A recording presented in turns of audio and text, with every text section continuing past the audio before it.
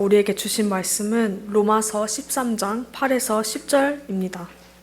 제가 가진 성경으로는 신약면 257면, 258면에 있습니다. 그럼 다 찾으신 줄로 알고 제가 봉독하겠습니다. 피차 사랑의 빚 외에는 아무에게든지 아무 빚도 지지 말라. 남은 사랑하는 자는 율법을 다 이루었느니라. 간음하지 말라, 살인하지 말라, 도둑질하지 말라, 탐내지 말라 한 것과 그 외에 다른 계명이 있을지라도 내 이웃을 내 자신과 같이 사랑하라 하신 그 말씀 가운데 다 들었느니라. 사랑은 이웃에게 악을 행하지 아니하나니 그러므로 사랑은 율법의 완성이니라. 오늘 우리에게 주신 하나님의 말씀입니다. 여러분 많이 들어봤던 파스칼이라는 그 프랑스의 유명한 수학자이자 그 종교 철학자가 있는데요. 이분이 유명한 얘기들 많이 했는데요. 그 중에 하나가 그의 방사에서 종교인들에 대해서 이렇게 경고한 적이 있습니다. 인간은 종교적 신념을 가지고 행할 때일수록 기쁨에 넘쳐 철저하게 악을 행한다. 자, 분위기가 잘 가다가 막판에 트위스트가 되죠. 인간은 종교적 신념을 가지고 행할 때일수록 기쁨에 넘쳐 철저하게 악을 행한다. 파스칼이 유명하고 또 저명한 사람이라 이분의 말이 다 맞다고 할 수는 없지만요. 이 말은 어느 정도 일리가 있는 것 같습니다. 역사적으로 보면요. 예수님 시대 당시에 그 유대인 종교 지도자들이 그랬죠. 자신들이 의인이라고 생각하고 의인이라고 주장하면서 매우 열심히 살았지만 열심히 살면 살수록 정작 돌아봐야 될 이웃들을 무시하는 엄청난 그런 실수를 저지른 것이죠. 예수님 당시만 그런 것은 아닙니다. 지난 시간 잠깐 얘기했지만 중세에 그럼 십자군 운동 많이 들어보셨죠? 여러 번 있었는데 크게 8번 있었는데 처음에는 되게 좋은 마음으로 그 예루살렘을 이슬람 교도들에게 뺏겼기 때문에 거기에 그걸 다시 탈환하려는 목적으로 거룩한 전쟁, 홀리 워라는 그런 이름을 붙이면서 사실 처음에 그 순수한 마음으로 시작을 한 게 큽니다. 근데 시간이 흐를수록 이것이 변질돼 가면서 거룩한 전쟁을 일으켰지만 8번의 큰 1차 포함해서요. 이런 십자군 전쟁 통해서 수많은 이슬람 교도들을 죽인 것이죠. 또 뭐 종교 전쟁이라는 미명하에 사람들을 엄청나게 죽인 것입니다. 그래서 지금도 사실은 이슬람교들 전도하는데 너무너무 쉽지 않은 것이죠. 중세만 그런 것이 아니라 미국의 역사도 사실은 처음에 청교도 피리턴들이 와서 종교로 시작을 했지만 이 땅에 살고 있던 주민들, 네이티브 아메리칸스, 저는 뭐 인디안이라고도 하는데요. 수많은 사람들을 한 손에는 복음을, 한 손에는 총칼을 들고 다니면서 저희 한국에는 서부 영화 옛날에 우리 자녀들 권사님들은 더 기억하시겠지만 주말의 명화 해가지고 서부 영화 하면은 항상 총잡이 나오고 이런 느낌으로 되게 멋있게 나왔지만 사실은 이게 미국 쪽에서 보는 미화된 부분이 많은 것이죠. 수많은 네이티브 아메리칸들이 죽게 된 것입니다. 나치에 의해 죽은 사람들이 유태인들이 한 600만으로 보는데요. 그보다 훨씬 많은 1000만 명이 넘는 사람들이 죽게 된 아픈 역사가 있습니다. 옛날만 그런 건 아니고요. 1990년도에 여러분 부시 대통령이 집권할 때 이라크와 전쟁이 있었죠. 제가 어떤 정치 얘기를 하는 건 아니고요. 그때 대통령이었던 조지 부시를 지지하던 그런 사람들이 있었는데 네오콘이라는 그런 사람들이 있었습니다. 미국의 신보수주의자들로 얘기할 수 있는데요. 이 사람들은 전쟁을 하는 합리화시켜서 전쟁해서 사람들 죽이는 거에 대해서 그렇게 죄책감을 갖지 않았죠. 그 결과 수많은 이라크 사람들이 죽게 됐고, 제가 어떤 미국이 나쁘고 이라크는 다 좋고 그런 얘기를 하는 건 아니고요. 수많은 무거운 사람들이 죽어갔다는 것입니다. 그래서 여전히 이라크는 선교하기 너무너무 힘든 그런 나라가 된 것이죠. 왜 이러한 안타까운 일들이 벌어졌을까요? 여러 가지 이유들이 있겠지만 큰 이유 중에 하나, 부인할 수 없는 이유 중에 하나는 기독교인들인 저희가, 우리 신고사님 기도 가운데도 자주 섞인 저희 어떤 그런 회개의 마음을 담으신 기도를 잘 드려주셨는데요.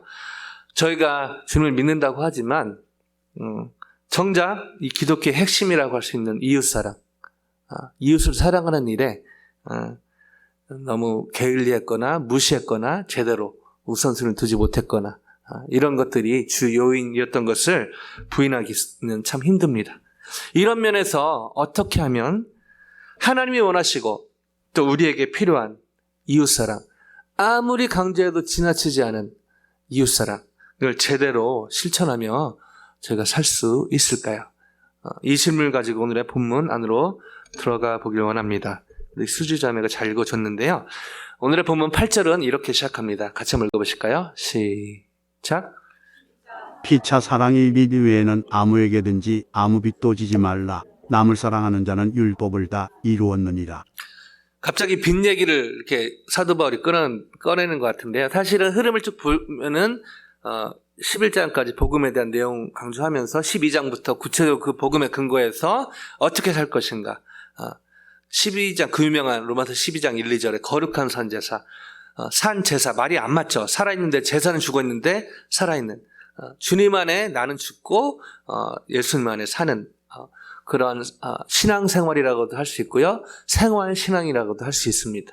구체적으로 어떻게 그렇게 살 것인가, 그 12장이 쭉 나오죠. 먼저 형제사랑, 그리스도 안에 있는 형제 자매들을 사랑할 것을 권고를 했고요. 그 다음에 이 사랑의 하이라이트라고 할 수 있는 원수 사랑하는 것까지 사도 바울이 권면을 합니다. 그리고 12장 마지막 절에 그 유명한 악에게 지지 말고 선으로 악을 이기라 라고 얘기하면서 자연스럽게 13장 많은 오해가 되고 많이 악용되어졌던 구절, 권세들에게 복종하라. 사실은 악에게 지지 말고 선으로 악을 이기라는 그 선상에서 볼 때 그 정치적 권세들이 잘하고 못하고 떠나서 그 뒤에 하나님이 권세를 주셨고, 그리고 어떤 복음에 또 일반적인 선에 입각해서 복종할 것을, 그 두 조건을 잊어버리면 안 되는 것이죠. 맹종할 것이 아니라 그런 것들을 입각해서 반응할 것을 사도 바울이 권고를 합니다. 그러고 나서 오늘 13장 8절 이 말씀으로 이어지는 것이죠. 다시 너무너무 중요하기 때문에 다시 이 사랑의 이슈를 사도 바울은 꺼내 듭니다. 오늘 본문에 보면은 피차 사랑의 빚 외에는 아무에게도 빚도 지지 말라. 이것을 또 문자적으로 여기만 또 딱 떼서 보면은 빚 지지 말라. 뭐 이렇게 오해하기 쉽습니다.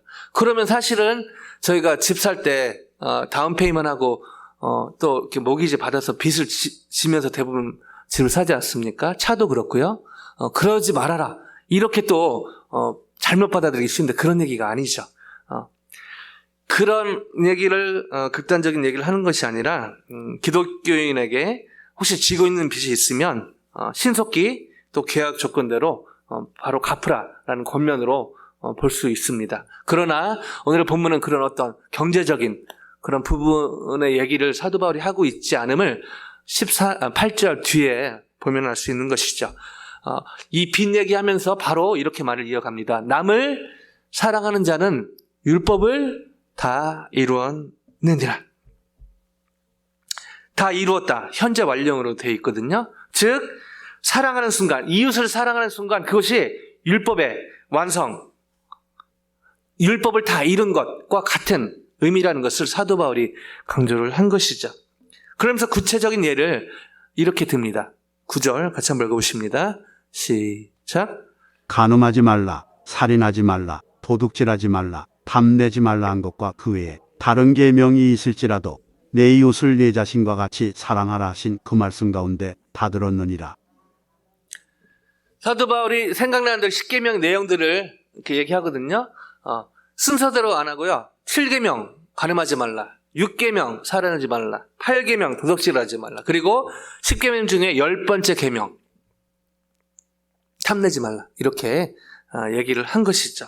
그러면서 이런 것들을 얘기하면서 이 기독교인의 대인관계에 관한 그런 율법들 10계명이 중요하지만 또 613개 또 계명들이 있지 않습니까? 거기에 관련된 모든 계명들을 끌어오는 것이죠. 그러면서 중요한 얘기를 하는데요. 다른 계명이 이제 그런 계명을 얘기하고요. 네 이웃을 내 자신과 같이 사랑하라 하신 이 말씀 가운데 다 들었느니라. 너무너무 중요한 얘기를 합니다. 자, 내 이웃을 내 자신과 같이 사랑하라. 많이 들어본 얘기죠. 사실은 사도 바울이 그냥 급조해서 만든 말이 아니라 예수님도 말씀 많이 하셨지만 실제로 구약에 이미 선포되어진 그런 계명 중에 하나입니다. 현장으로 가볼까요? 레위기 19장 18절 말씀입니다. 같이 한번 읽어보십니다. 시작. 원수를 갚지 말며 동포를 원망하지 말며 내 이웃 사랑하기를 내 자신과 같이 사랑하라. 나는 여호와이니라. 레위기 19장 18절에 이렇게 나와 있거든요. 근데요, 놀랍게도 유대교에서는요, 이런 계명이 있었지만 이것을 그렇게 강조하지 않았습니다. 그러나 여러분 잘 아시죠? 기독교는 이거를 큰 계명으로, 하나님 사랑하고 이웃 사랑하는 이 큰 계명으로 큰 차이, 유대교와 기독교 여러 차이가 있지만 예수님은 인정하지 않고 인정하고 여러 차이가 있지만 그 중에 하나가 계명과 관련해서 볼 때는 이 레위기 19장 18절을 얼마나 강조하느냐? 유대교는 생각보다 강조하지 않습니다. 그러나 기독교는 이걸 목숨같이 강조를 하죠. 바울이 이것을 강조한 것입니다. 그러면서 오늘 그 본문 다시 9절로 돌아가면요. 로마서 그 13장 9절로 가면 끝에 사랑하라 하신 내 이웃을 내 자신과 같이 사랑하라 하신 그 말씀 가운데 다 들었느니라. 다 포함된다. 이렇게 얘기합니다. 즉 이것이 얼마나 중요한 계명인가를 사도 바울이 다시 한번 강조하고 있는 것이죠. 그러면서 이 강조점을 계속해서 강조하면서 이렇게 또 강조를 하는데요. 10절에 이렇게 강조합니다. 같이 읽으십니다. 사랑은 이웃에게 악을 행하지 아니하나니 그러므로 사랑은 율법의 완성이니라. 사랑은 이웃에게 악을 행하지 아니하나니. 자, 이렇게 좀 소극적인 사랑의 그 데피니션으로 얘기를 하는데 이거를 동전의 양면처럼 돌려보면은 이웃에게 악을 행하지 않는 것은 그 동전의 양면처럼 그 뒷면을 보면은 선으로 이웃을 대하는 것이죠. 이웃에게 선을 행하는 똑같은 의미를 사도 바울이 돌려서 얘기한 것입니다. 그러나 중요한 강조점은 그 뒤에 있죠. 그러므로 사랑은 율법의 완성이니라. 내 이웃을 내 몸같이 사랑하라. 이것이 이 율법을 모든 계명 가운데 여기에 다 들었고 거기서 확실히 도장 찍듯이 강조하는 표현으로 사랑은 율법의 완성이니라. 여러분 율법으로 절대 저희 율법을 지킨다고 해서 절대 저희가 구원받을 수 있는 것은 아닙니다. 아멘요? 잘못 위험한 것이죠. 근데 율법을 또 무시하는 율법이 전혀 필요 없다. 여러분 율법 없이는 사실은 저희가 죄인인 것을 깨닫기가 쉽지 않은 것이죠. 그리고 어떤 면에서는 예수님이 율법을 무시하러 오신 것이 아니라 그 율법을 완성하러 오신 그 부분도 크다는 것입니다. 그 하이라이트에 바로 사랑은 율법의 완성이니라. 바울은 사랑하라는 계명을 이렇게 계속해서 강조를 앞에서도 얘기했는데 다시 권사들 얘기하다가 다시 이 사랑을 강조한 것이죠. 그만큼 이 이웃을 사랑하는 것이 너무너무 중요한 것을 다시 한번 사도 바울이 강조하고 있는 것입니다. 그런데요, 여기서 서두의 질문이 다시 한번 떠오르는 이유는 뭘까요? 어떻게 하면 저희가 이렇게 중요한 하나님이 원하시고 우리에게 필요한 이웃사랑을 제대로 실천하며 살아갈 수 있을까라는 서두의 질문을 던져봤는데요. 오늘 이 본문의 마지막 정리하면서 왜 이 질문이 다시 생각이 나는 것은 왜일까요? 서두에 말씀드렸지만 역사적으로 이렇게 중요한 이 계명은 강조되어 왔고 설파되어져 왔고 그랬지만 너무너무 안타깝게 삶의 현장에서는 이게 실현되지 않는 그런 경우가 너무 많았기 때문입니다. 옛날만 그럴까요? 최근에 어느 교회 다니는 집사님의 얘기를 들은 적이 있는데요. 수년 전에 아내분을 하셔서 이렇게 혼자 살고 계신다고 합니다. 그러나 한 교회 오래 다녔기 때문에 교회에 또 성도님들 도움으로 또 열심히 교회 다니면서 많이 회복하시고 교회를 다녔는데 어느 때부턴가 그 교회에 어떤 소그룹, 구역이라고도 하고 속이라고 하고 막 그러잖아요. 거기에서 자기가 속한 그 그룹에서 이 커플들이 젊은 커플 아니고 좀 나이가 있었던 커플들이 부부 동반 모임도 하고 뭐 할 수 있죠. 부부 동반 모임도 하고 같이 거기 그룹 모임도 하고 그렇게 하면서 이제 서로 즐겁게 재밌게 잘 즐기고 그러는 와중에 이분을 그분들 사정이 있었겠죠. 그분들도 바쁘고 여러 가지 있겠지만 이 커플들 모임을 하다 보니까 이분이 자연스럽게 소외되는 그분이 그렇게 느낀 것이죠. 그래서 교회 오는 것이 너무너무 즐거웠는데 어느 때부터인가 교회 오는 것이 너무 외롭고 오면은 이질감 느끼고 오면은 받아들여지지 않는 느낌을 받았다고 합니다. 이분에게 외동딸이 있었는데요. 아빠가 그렇게 교회 와서 행복해하고 즐거워하던 때가 있었는데 너무 주일 아침만 되면 교회 가는 것을 힘들어하고 신앙이 없는 분이 아니거든요. 얘기 들어보니까 신앙생활이 또 주님과의 깊은 경험도 있고 체험도 있고요. 또 봉사도 많이 하셨더라고요. 근데 주일 아침만 되면은 이 교회 가는 게 너무너무 힘들고 그래서 나중에는 교회를 안 나가게 되고 그래서 신앙이 있기 때문에 또 다른 교회를 찾아봤지만 여러분 잘 아시죠? 이 교회를 마음 두고 다니는 것이 얼마나 복인지요. 교회가 많이 있지만요. 교회 많은데 아무나 다니지? 라고 생각할 수 있지만 교회를 쇼핑하듯이 하는 분들도 적지 않거든요. 전에도 말씀드렸지만 제가 저쪽 남대문 안에 그 식당에 목사님들하고 8분이 식사했는데 어떤 여자분이 이렇게 인사를 했는데 다 1인사를 하시더라고요. 그래서 저만 모르고요. 그래서 저는 유명인인가, 나도 아틀란타 산지 꽤 됐는데, 저번 주에 국무총리도 와가고 그렇게 이제 했다고 그러는데, 혹시 그런 급인가? 말도 못하고 그러고 있다가 나중에 목사님들에게 식사하시는 얘기하는 거 보니까 그분이 다 한 번씩 돌으셨더라고요. 또 목사님들은 순진한 그런 또 좋은 마음에 한 번 우리 교회에 오면 다 우리 교인이라고 그렇게 생각을 하시더라고요. 한 명이 사실은 교회 오는 게 쉽지가 않은 것이죠. 그런 의미에서 또 하나님께서 이렇게 성도님들을 한 분 한 분 또 보내주신 게 얼마나 은혜인지 하나님께 감사한 시간을 보내고 있는데요.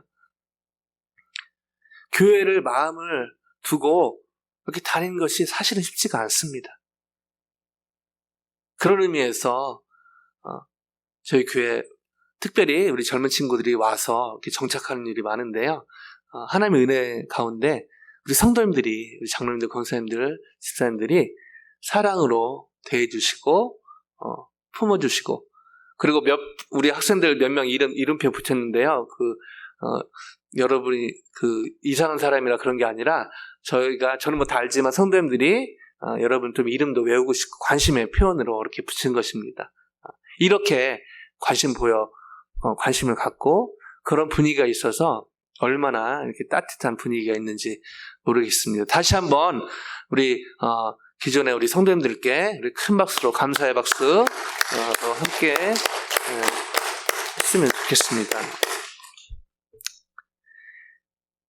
안타깝게도 그 외동딸은 그렇게 힘들어하는 아빠를 보면서 본인도 나름대로 교회 열심히 다녔는데 그렇게 그런 아빠를 보면서 너무 딸의 입장에서 힘들어하면서 본인도 그게 못 나가는 그런 안타까운 얘기를 들으면서 그 교회를 손가락 치려고 한 그런 것이 아니라 우리 안에 이런 모습이 있지 않은가 그런 생각을 해보게 되었습니다. 어떻게 하면 하나님이 원하시고 우리에게 필요한 이웃사랑을 제대로 실천하며 살아갈 수 있을까요? 이 질문에 대한 답을 저희는 오늘의 본문 8절 다시 한번 가보실까요? 8절 제가 잠깐 읽어볼게요. 피차 사랑이 빛 외에는 아무에게도 아무 빛도 지지 말라. 자, 이 빛 기억하시고요. 로마서 서두에 또 사도 바울은 이런 말을 합니다. 로마서 1장 14절로 한번 가보겠습니다. 로마서 1장 14절 같이 한번 읽어보겠습니다. 시작. 헬라인이나 야만인이나 지혜 있는 자나 어리석은 자에게 단회가 비친 자라. 헬라인은 야면은 지혜 있는 자 어리석은 자나 그 로마서 1장 했기 때문에 그때 했을 때 잠깐 설명드렸는데요. 그러니까 모든 사람을 얘기하는 것입니다. 어떤 헬라인만 또 야만인은 그 야만 바르바로이라는 헬라인데요. 헬라인의 귀에 기묘하게 들리는 외국어의 그 표현을 따서 이렇게 얘기했는데요. 그 말 하는 사람이라 그러다 헬라인 그리고 모든 사람들, 이방인들. 한마디로 모든 사람을 얘기하는 것이죠. 지혜 있는 자나 어리석은 자나.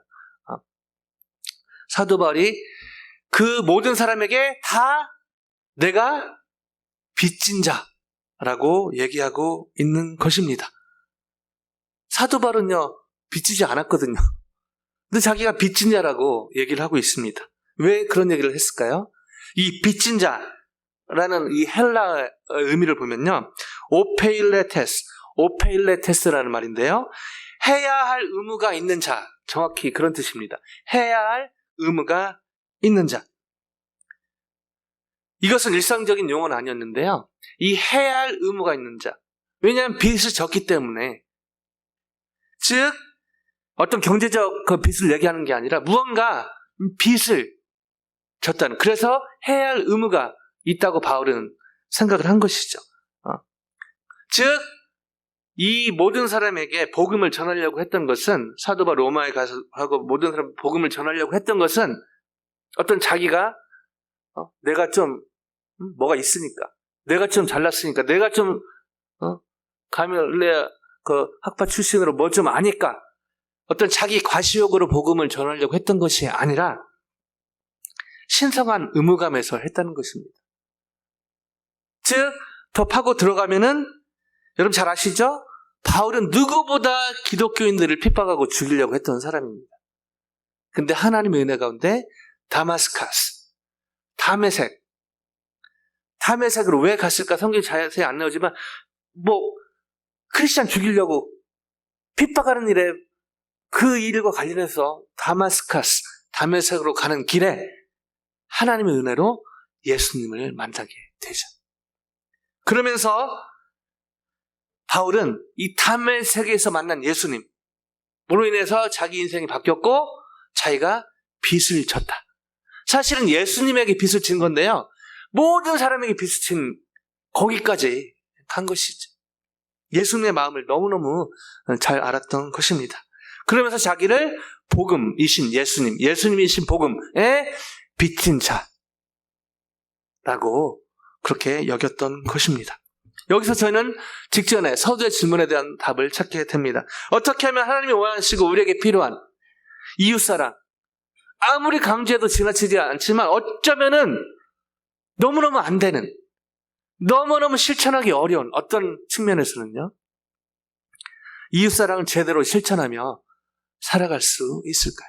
한마디로 진정한 사랑이죠. 진정한 사랑이란 높은 마음으로 사람들을 대하는 것이 아니라,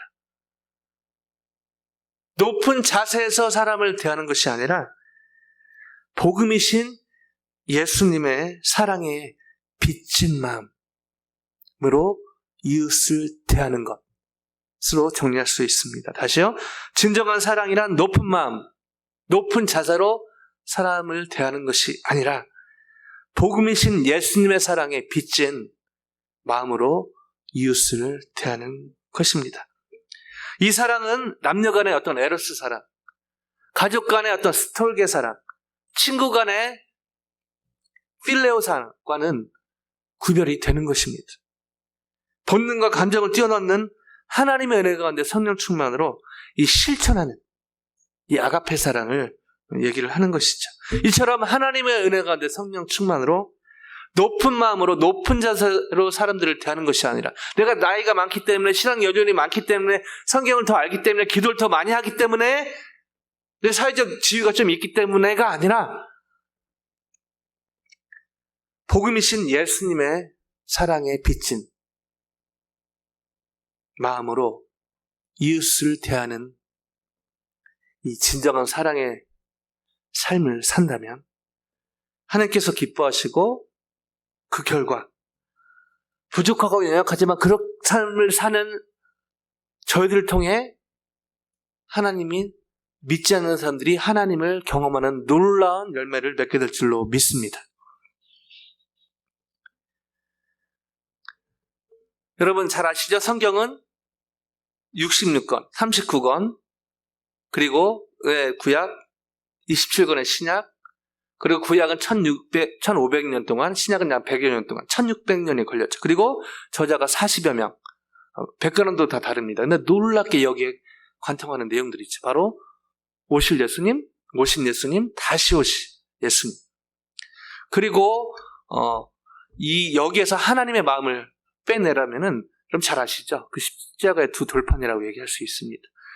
성경의 문자적 의미를 파악하는 거 너무 중요하지만 사실 성경의 어떤 스피릿, 하나님의 마음을 파악하는 게 더 중요한 것이죠. 물론 말씀 연구 통해서 당연히 그런 것들이 기반이 되어야 됩니다. 그러면서 하나님의 심장을 우리가 하나님 본 적도 없는데 어떻게 하나님의 심장, 하나님의 스피릿을 빼낼 수 있는가? 성경에 쭉 계시가 되어 있지 않습니까? 바로 십자가의 두 돌판, 그리고 예수님이 강조하신 바로 십계명 두 돌판에 오늘도 십계명 계속 얘기했지만요.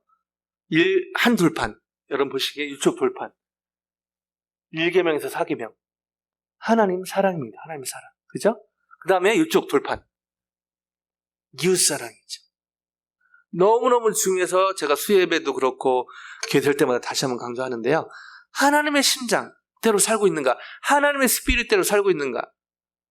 5년 후에 내가 어디 있을지, 무슨 일을 할지, 뭐 5년도 아니고 3년, 2년, 1년, 심지어 5분 후에 어떤 일이 일어날지도 모르는 불안한 존재지만요.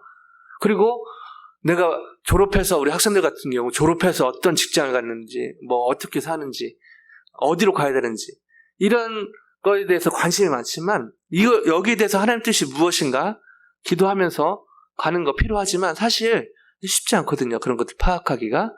그러나 분명한 이미 계시된 하나님의 뜻 중에 하나는 하나님 사랑, 이웃 사랑이라는 것입니다. 아이러니하게 하나님의 뜻, 내 진로에 대해서, 우리 가족에 대해서, 내 어떤 기도 제목에 대해서 하나님의 뜻을 분별하려는, 물론 그 자체가 나쁜 것은 아니지만요, 거기에는 관심이 많은데요, 이미 하나님이 알려주신 하나님의 뜻, 항상 기뻐하라, 쉬지 말고 기도하라, 범사에 감사하라, 이는 그리스도 예수 안에서 너희를 향하신 하나님의 뜻이니라. 그러면서 매주 우리 양수진 권사님 헌금하실 때 뒤에 봉투에 어제도 감사, 오늘도 감사, 내일도 감사하게 하소서. 하나님께서 이미 계시하신, 리빌하신 뜻대로 살려고 거기에 몸부림이 있는 그 헌금 봉투를 볼 때마다 가슴이 떨리고 도전을 받게 됩니다. 그 중에 하나가 이미 계시된 하나님 뜻이 뭐죠? 하나님 사랑, 이웃 사랑. 그러면 어떻게 제가 하나님 사랑할 수 있을까요? 어떻게 이웃 사랑할 수 있을까요? 하나님 사랑, 여러 방법이 있지만 가장 큰 것 중에 하나가 하나님을 하나님으로 인정하는 것입니다. 두 자로 줄이면 예배죠. 주일 예배도 중요하고요. 수요 예배도 중요합니다. 못지않게 중요한 게 있죠. 주일 예배 오기 전에, 주일 예배 끝나고 나서 삶의 예배도 똑같이 중요한 것이죠. 예배 때는 하나님 좀 살아가신 것 같고, 찬양팀, 또 예배 전에 우리 찾아오는 성경부, 또 끝나고 우리 성도님들의 섬김, 교회 오면 좀 하나님이 살아계신 것 같고 감사하죠. 그러나 삶의 현장으로 가면서 또 월요일 한숨 나오고 그럴 수 있습니다.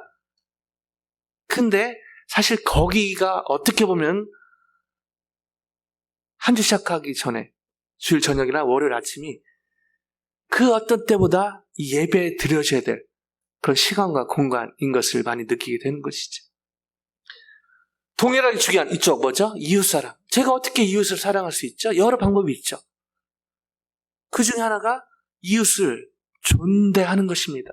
존귀 대하는 것입니다. 나이와 성별과 어떤 백그라운드 상관없이. 왜냐하면 예수님이 십자가에 돌아가셨을 때, 하나님 내어주셨을 때, 예수님이 순종하셨을 때는 누구는 골라서 하신 게 아니란 말이지. 이 세상에 우리 강창기군 한 명만 있었다고 해도 저는 성경 근거로 얘기할 수 있습니다. 하나님은 예수님을 내어주셨을 것입니다. 아멘요?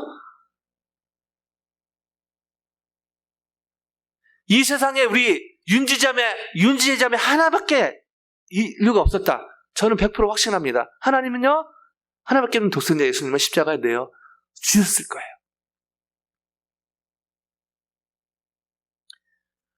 너무나 확실한 진리죠. 그러나 제가 까먹기 쉬운 또 다른 진리가 뒤에 있죠. 그 하나님은 집안에 아직 믿지 않는 누구, 친구들 간에 아직 믿지 않는 누구, 직장에서 캠퍼스에서 아직도 하나님의 사랑을 깨닫지 못한 누구를 위해서라도 그 사람 한 명 있었다고 하더라도 예수님을 십자가에 내어주시고 예수님은 기꺼이 순종하셨을 겁니다. 아멘요? 이게 바로 하나님의 사랑인 것이죠.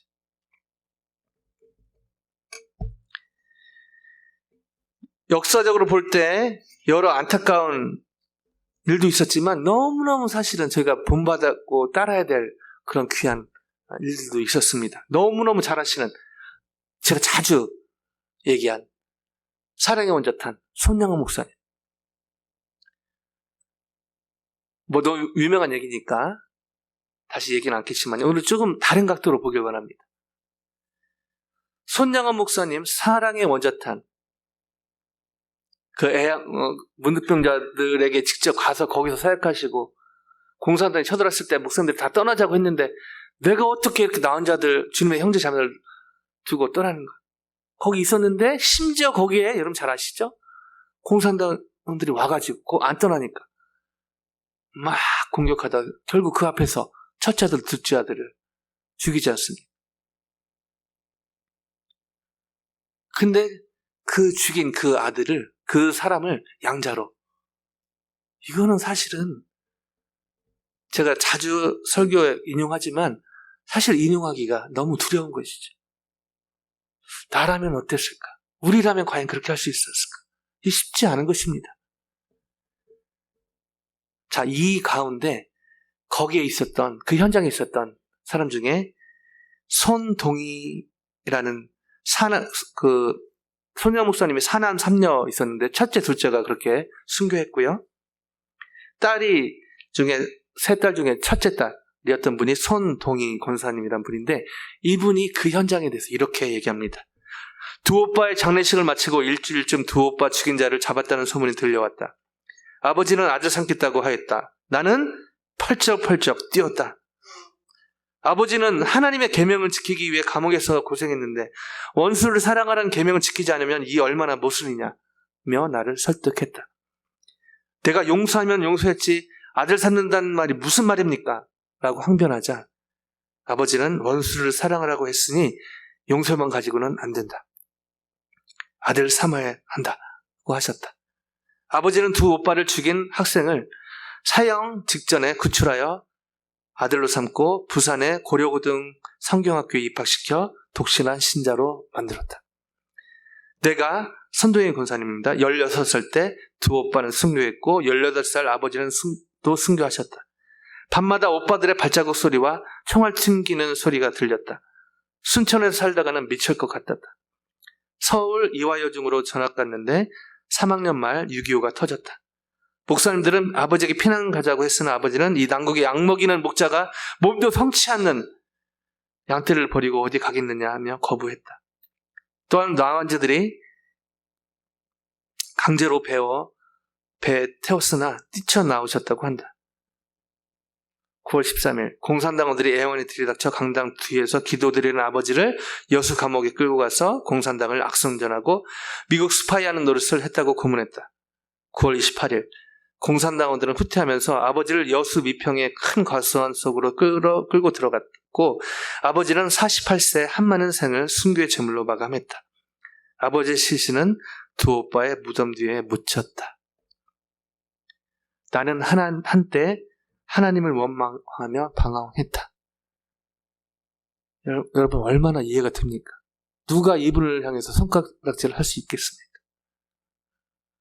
근데 놀라운 반전의 고백을 이렇게 합니다. 그러나 하나님은 두 오빠와 아버지가 순교하여 풍지박살난 우리 가정을 믿음의 표본으로 삼으셨다는 사실을 뒤늦게 깨달았다.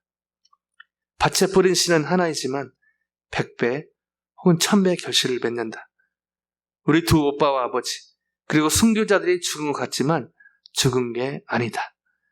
그 씨는 지금도 싹이 나고 움이 터서 많은 열매를 거두고 있다.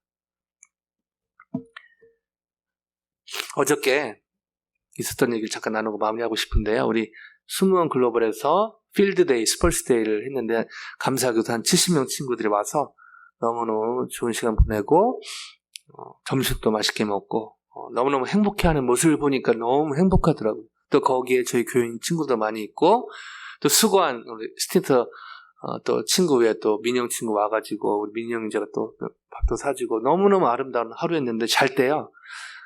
제가 이 설교는 수요일에 준비 다 끝냈거든요. 계속해서 이제 시간 날 때마다 제 삶을 돌아보는데 밤에 잘 때 마음이 너무 무거운 것입니다. 하루를 잘 살았는데 왜 이렇게 마음이 무겁지? 어제 저희 집 근처의 공원에 보통 공원이 그렇지 않습니까? First come, first serve. 먼저 오는 사람이 먼저. 근데 이제 가끔 이제 중요한 행사들 같은 경우 돈을 페이하고 예약을 미리 하는데요. 저희가 혹시 그런 일이 있을까봐 우리 오빈 형제하고 효진 자매가 미리 가서 일주일 전에 알아봤는데 그런 예약하려면 2주 전에 해야 되고 또 보니까 2시 이후에 이렇게 돼 있더라고요. 거기 어제 가보니까 2pm, after 2pm 이렇게 써 있더라고요. 그래서 뭐 그분들이 무슨 행사가 있겠구나 싶어서 저희가 뭐 30분, 뭐 길면 1시간 전에, 1시 전에 마무리해야겠다. 근데 한 11시 반부터 와가지고 보니까 아이 가졌는데 이제 한 돌잔치 하는 것 같아요. 남편분은 젊은 백인분이고 여자분은 조금 그 백인은 아니고 타인종이었는데 이렇게 가족들 나중에 오는 거 보니까 여러 인종이 섞여서 보기 좋더라고요. 근데 롱스토리 숏하면 이거 지금 해야 되니까 빨리 자리를 좀 비켜달라고 얘기를 하더라고요. 그래서 뭔 소리냐 2시부터 돼 있는데 아니다 자기는 12시 반부터 예약을 했다. 우리가 여기도 확인하고 저기도 확인했다. 아니다. 그러면서 페이퍼를 가져오는데 진짜 12시 반부터 예약을 했더라고요. 우리 친구들 와서 막 운동하고 밥 이제 막 먹으려고 이제 막 스탠다드 지자들이 고기 굽고 하는데 고기도 다 익지 않았는데 빼야 되니까 너무 난감하고요. 뭐 사실은 뭣도 모르고 맛있게 먹고 하는데 또 거기서 싸울 수는 없고 너무너무 순간 쉽지 않았습니다. 다행히 우리 학생들이 착해가지고 설명은 대충 하고서 저쪽으로 가자 해서 저쪽 가서 좁은 데 서서 먹고 막 그래도 착해가지고 막 좋다고 그렇게 하루 재밌게 보내준 우리 친구들이 너무 고맙더라고요. 근데 저는 그냥 잊고 있었거든요. 근데 잘 때 이 말씀 다시 한번 자기 전에 보면서 저 안에 하는데 이 개인 적용을 해야 되는데 계속 그 백인 부부가 생각나는 거예요. 남편 백인, 여자분은 백인은 아니셨는데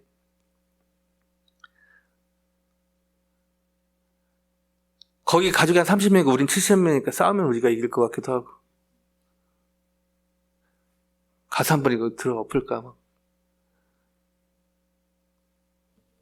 별 생각이 다 들었던 생각이 그때 들었습니다. 그리고 저희한테 뭐 계속 우리는 페이 했으니까 거기에 막 그 말만 계속 하는 I already paid man 저는요 I didn't know man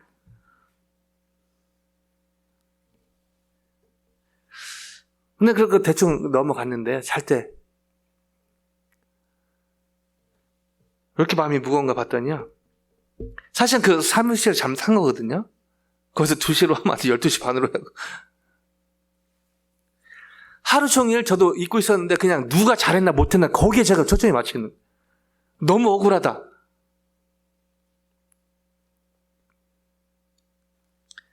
밤에 자면서 성령님께서 회개의 마음을 주시는 것을 느꼈습니다.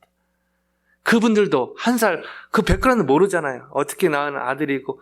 여러분, 사실은 우리가 이렇게 멀쩡하게 있지만요. 아기가 생긴다는 것, 다시 한번 우리 김단 집사님, 정은 집사님 축하드립니다. 자, 너무너무 기쁜 소식이다.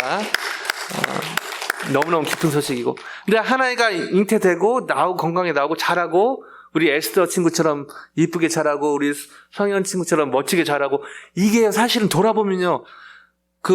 의학적으로까지는 제가 모르겠지만, 정자남자 만나서 그 경쟁을 뚫고 나와서 또 건강하게, 이런 걸 따지면 사실은 기적 중에 기적.